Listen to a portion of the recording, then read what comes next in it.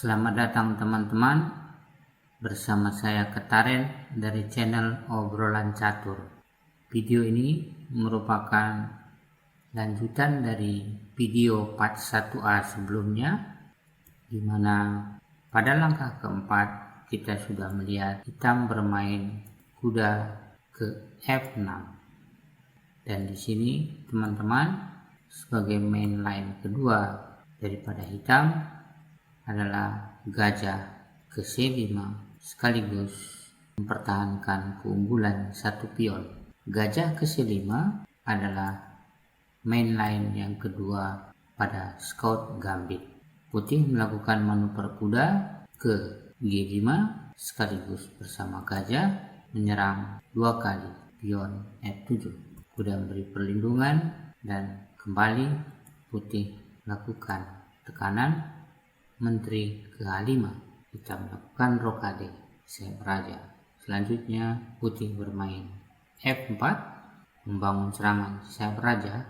Di sini teman-teman, hitam coba memberi pengawalan baik ke F7 maupun merencanakan penyerangan terhadap raja putih yang masih di sentral atau belum rokade.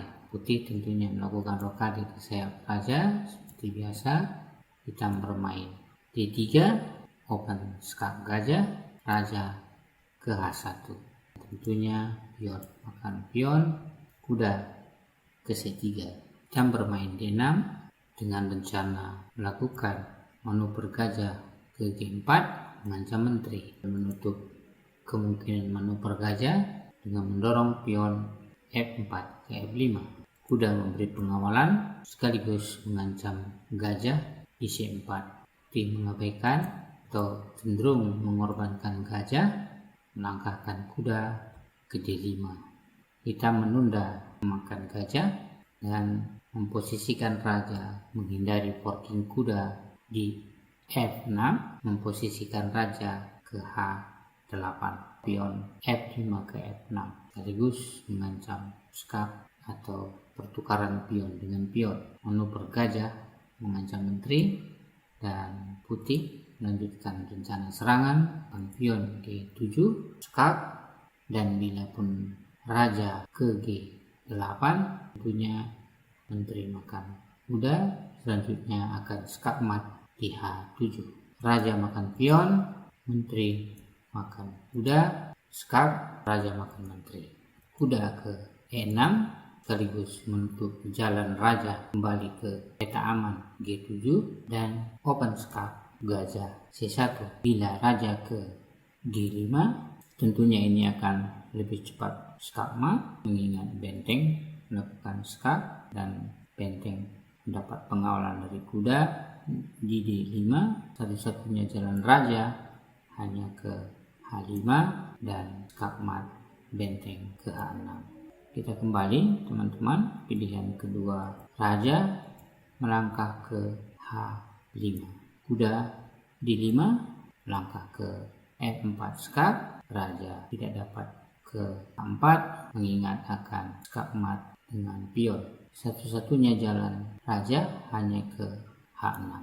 Kembali teman-teman, open skak, kuda ke E2, open skak gajah. Sekalipun seandainya raja melangkah ke H5, tentunya hitam akan kehilangan menteri setelah skak kuda di G7, forking raja dan menteri. Melihat hal ini, raja ke G6. Tentunya putih menyelesaikan kembali melakukan pengorbanan perwira dengan benteng melakukan skak di F6.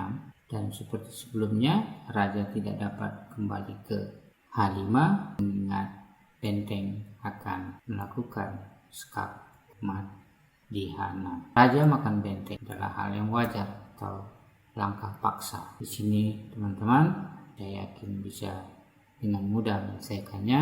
Kembali gajah melakukan manuver ke G5 mengancam skak, punya jalan raja hanya ke G6 dan kuda selesaikan dengan skak mat di F4.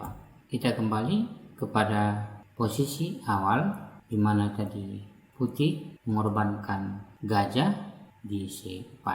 di mana di sini teman-teman tadinya raja yang ke H8 bukan kuda memakan gajah. Pada barusan kita melihat raja ke H8 kuda makan gajah, atau satu pengorbanan perwira oleh putih, maka teman-teman putih akan lebih mudah melakukan skakmat posisi sayap raja hitam. Kuda ke F6 mengancam menteri dan raja, dan teman-teman sekalipun raja ke H8 tentunya kuda akan makan menteri atau hitam akan kehilangan menteri. Hal yang wajar tentunya adalah pion makan kuda.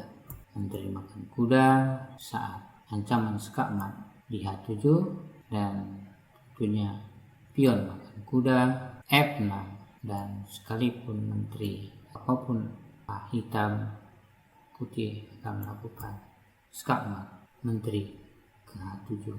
Demikian teman-teman kemungkinan langkah yang terjadi pada second main line atau bagian kedua main line daripada hitam pada langkah keempat melangkah gajah ke C5.